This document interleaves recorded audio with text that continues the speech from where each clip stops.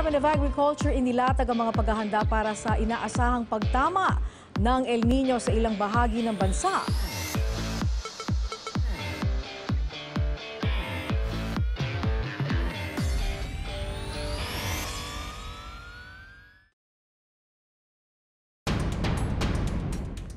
Good day and welcome to Pros and Cons, where we ask the hard questions and you decide which side of the truth you would choose to believe. Summer is coming soon. This early, the country is suffering because of El Niño.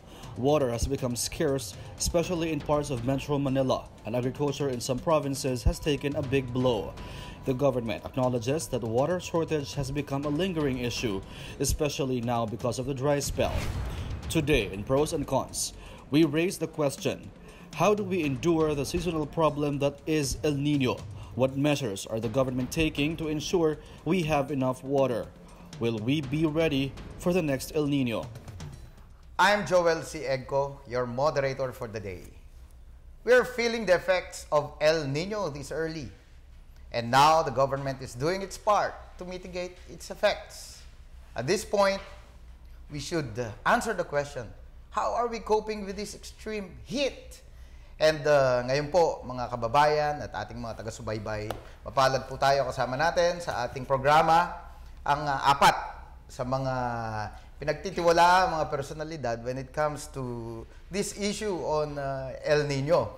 So, no further ado, I'd like to introduce po bawat isa sa kanila. Unahin na natin si Engineer Ariel Cayanan.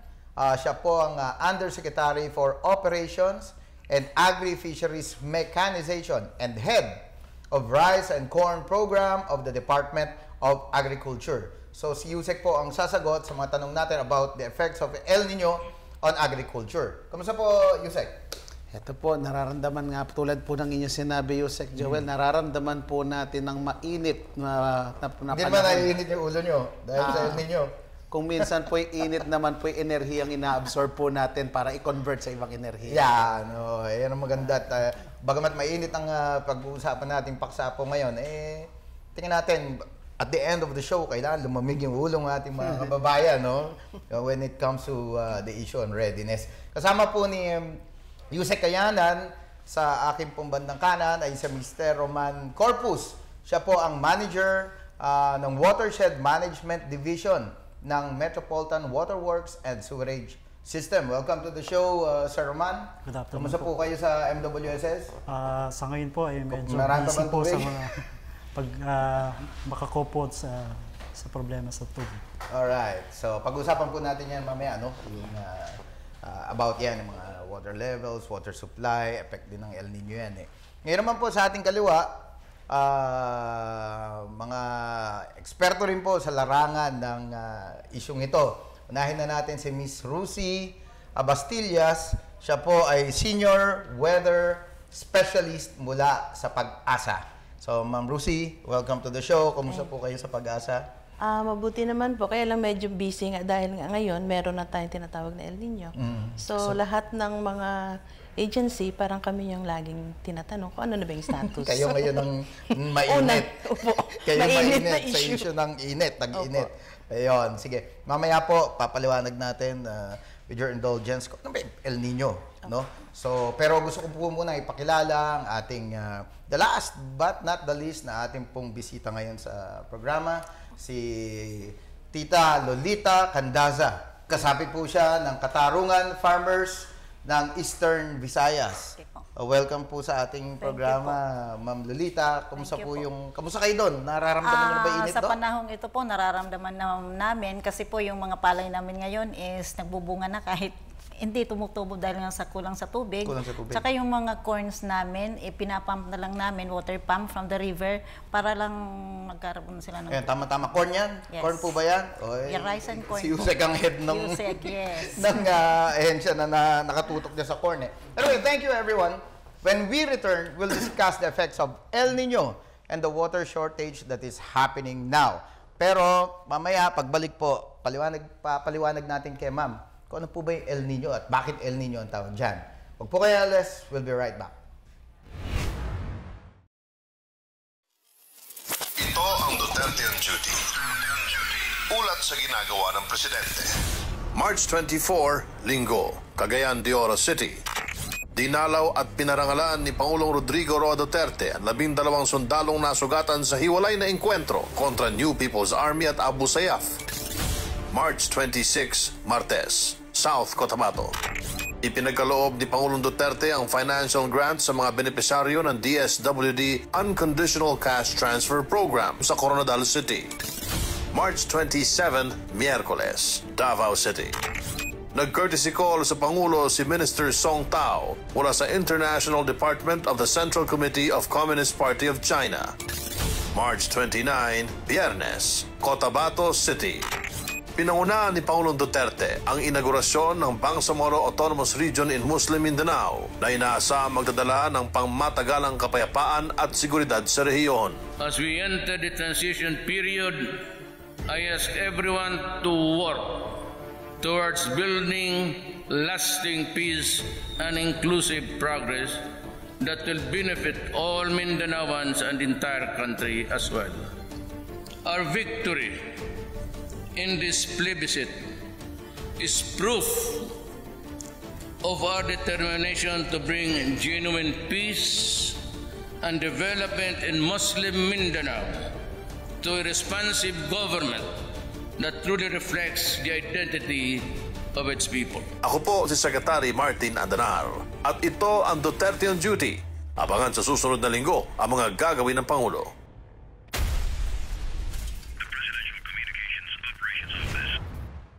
We're back on pros and cons.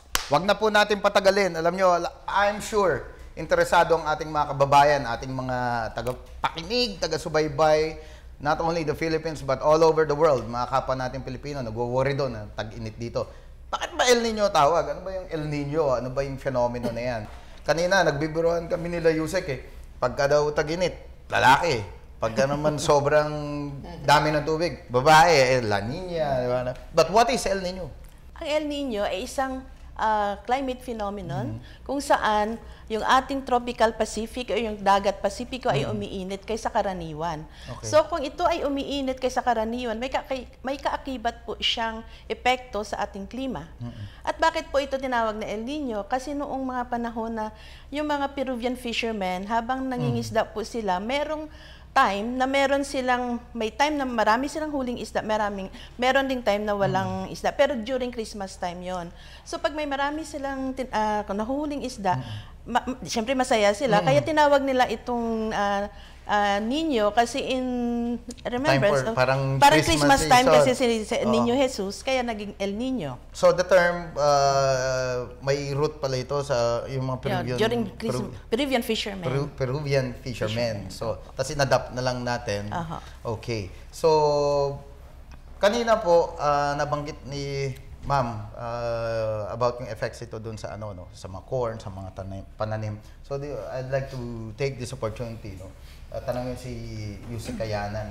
So how dangerously or how gaano po ka delikado ngayon ang ating agriculture sector now that we have El Niño na, no? So we are in the period of El Niño already, no?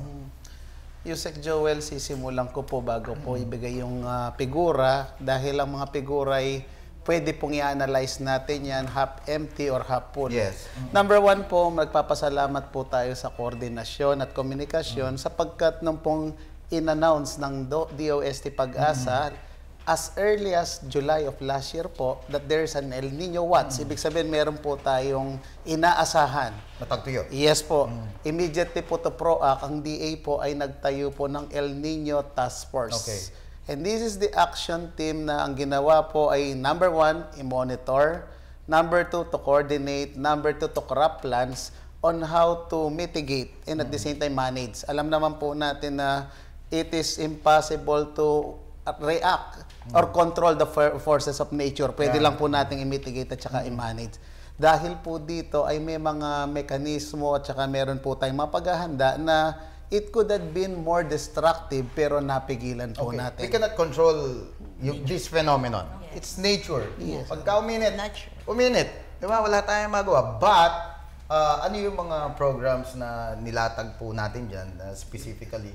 Well, particularly dun sa agriculture kasama na ba yung mga cloud seeding? Tama po yan. Babalikan ko lang po, Usec Joel, yung tanong nyo kanina, ano pong kaganapan, natanong ang ating mga numero, sapagkat ang sinasabi natin po natin if you could not measure, you can never manage. Number one po, ang talaga pong naapektuhan dito yung mga crops natin. Specifically, nasabi po ni Ma'am kanina, palay po at saka po mais. Okay. This is our staple food and political food. Okay. Ang palay po or ang bigas yan ang kinakain natin at ang mais naman po ito po ay pagkain at saka feed crop din po. Ayan po. Sa larangan po ng kapalayan ay sa total po na estimated nating 1.33 billion damage. Ito po yung magiging damage na po natin sa buong kaganapan.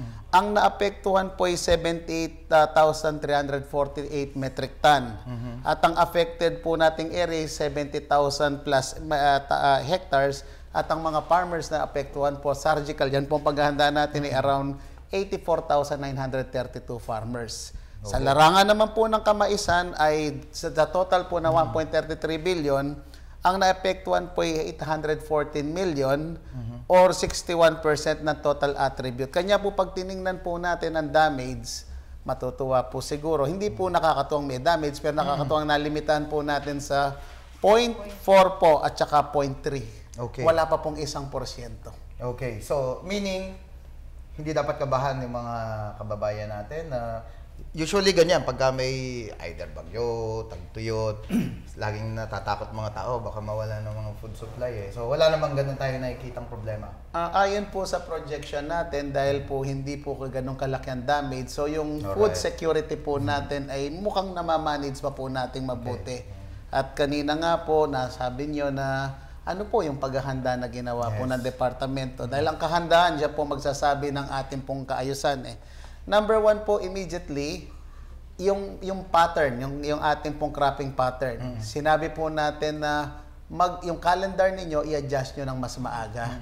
Para po yung vicious effect, kung meron man po nitong weekend linyong to, ay hindi maranasan. Kasi po kapag ang palay po ay nandoon na sa kaganapang tapos na siya magbuntis, talagang puno na pa, hindi na po kailangan ng maraming tubig yan, bagkus nagpapatuyo pa tayo.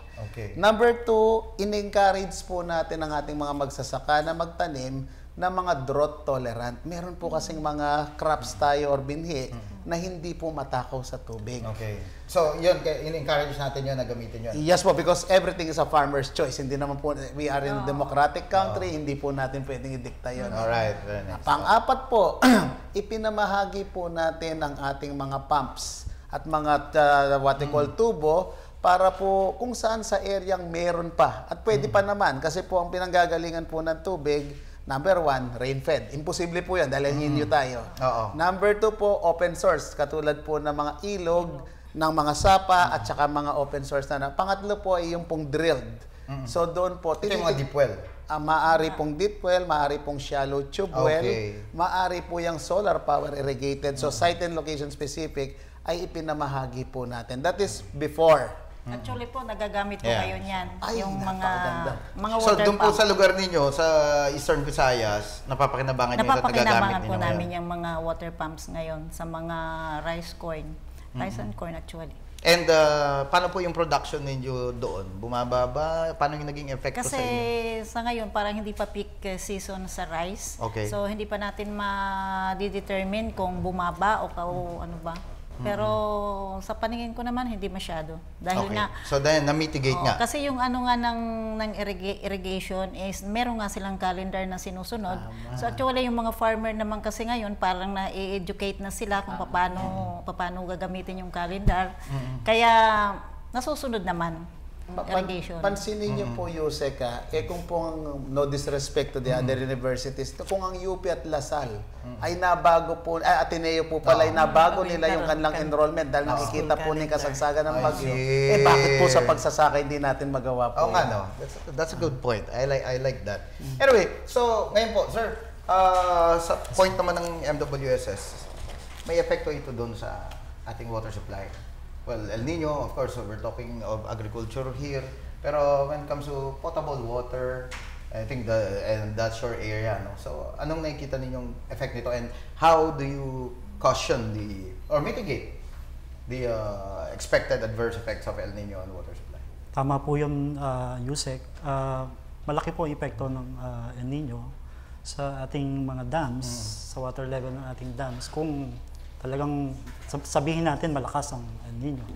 So, sa ngayon po, ang Angat ay nasa mataas na level pa rin po ang tubig. Nasa 197.4 meters. So, masasabi natin na ang epekto ng El Nino sa ngayon ay hindi pa ganun kagrabe. Okay. Hindi ganun kagrabe sa ngayon.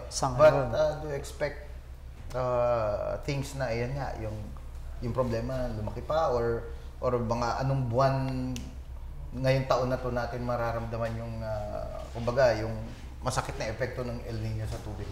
Or are we feeling it right now?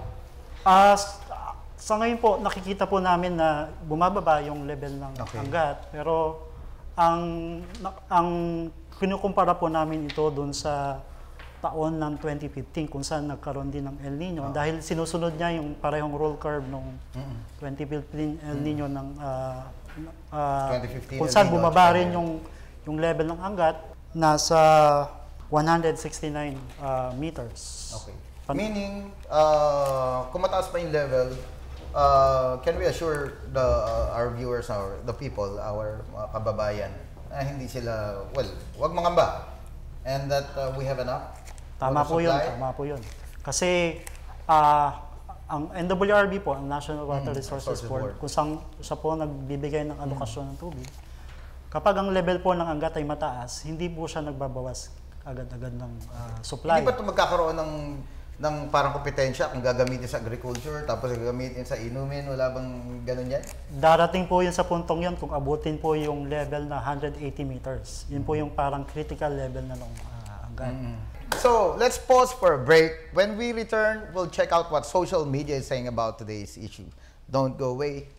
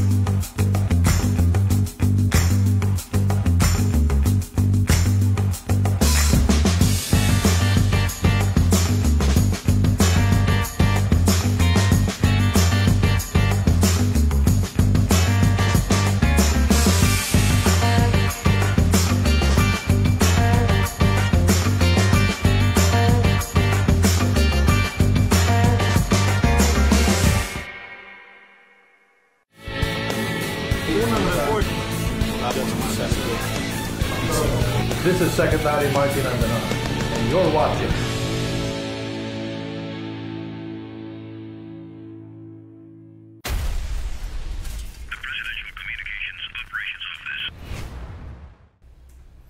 You're still watching Pros and Cons, and today's topic is about El Nino and the ongoing water crisis na ba natin tawag dyan? Problem on problems on water supply.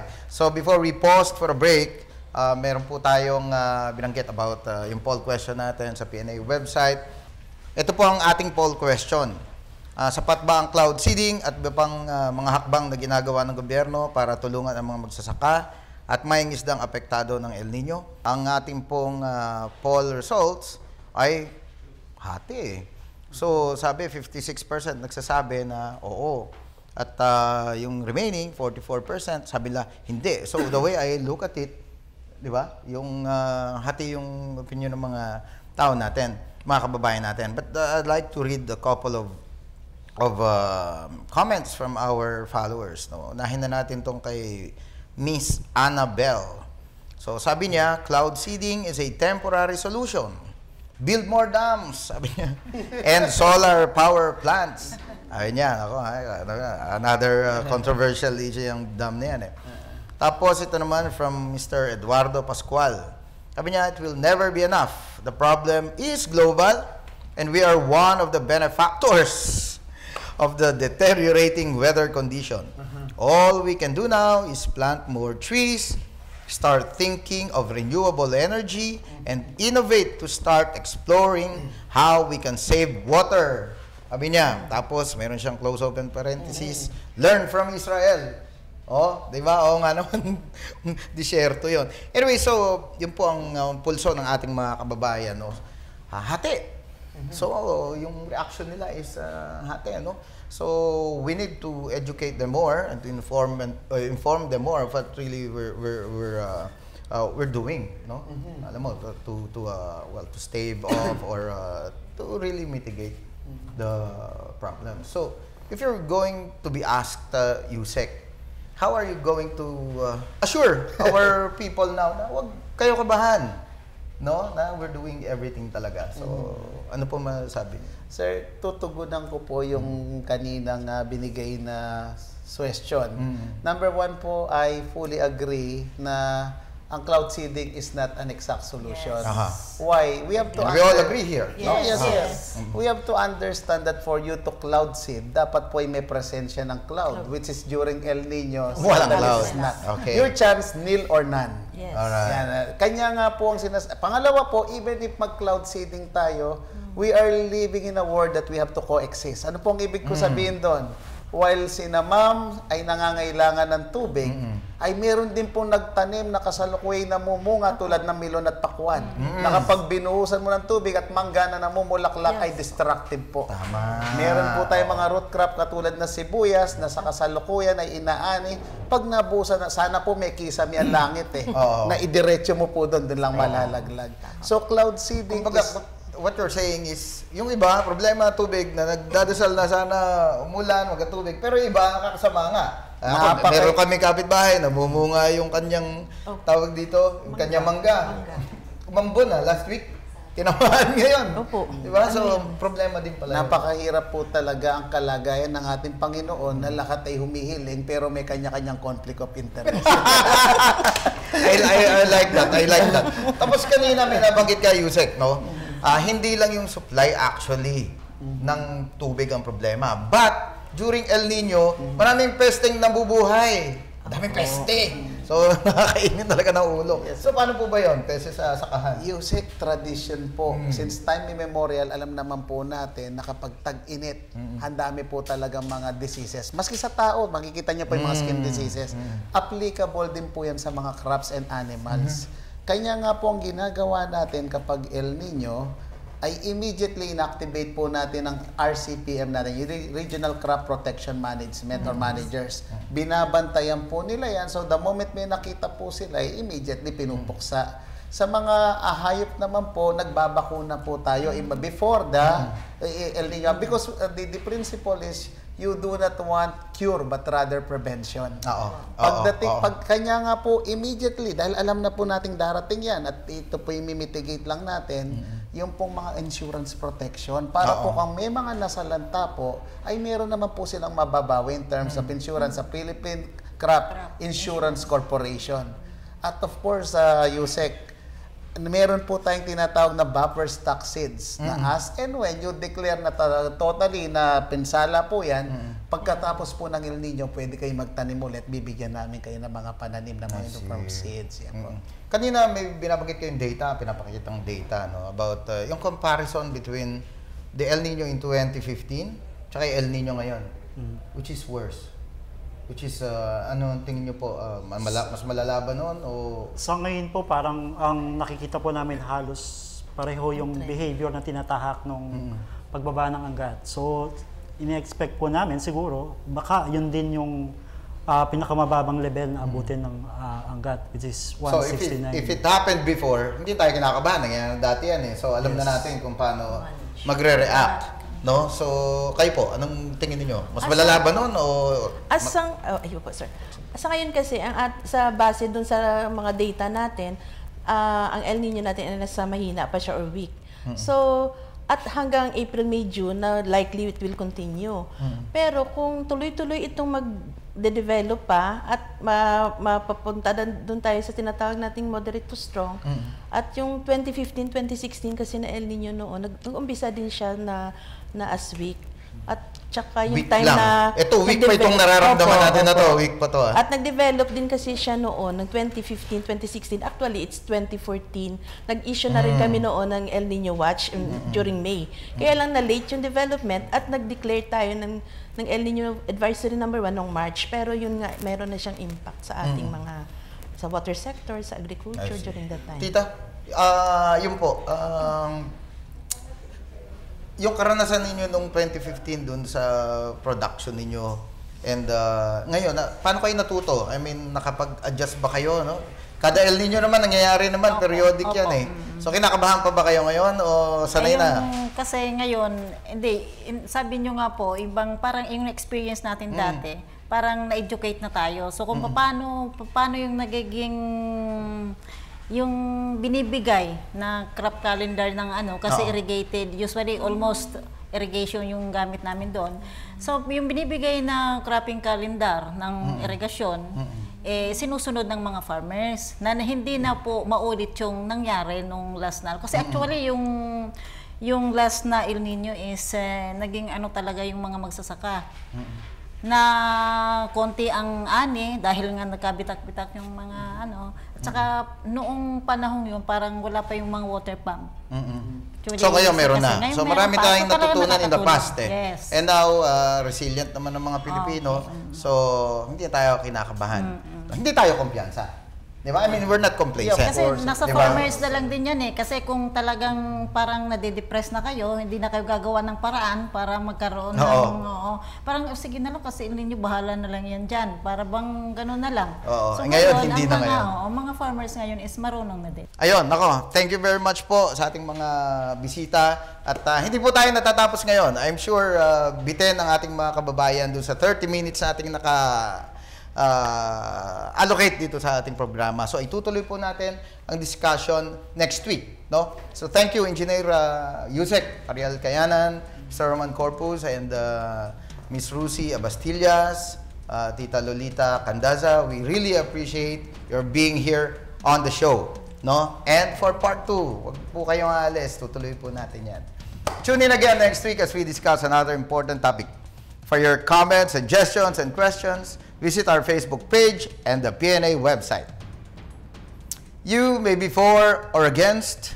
You may agree or disagree. In the end, we are all Filipinos working towards the same goals. Will you choose what's right or will you stay on your side of the truth? Once again, this is Philippine News Agency Supervising Undersecretary Joel C. Egco. Thank you and see you on the next episode, part 2 of El Nino here on Pros and Cons.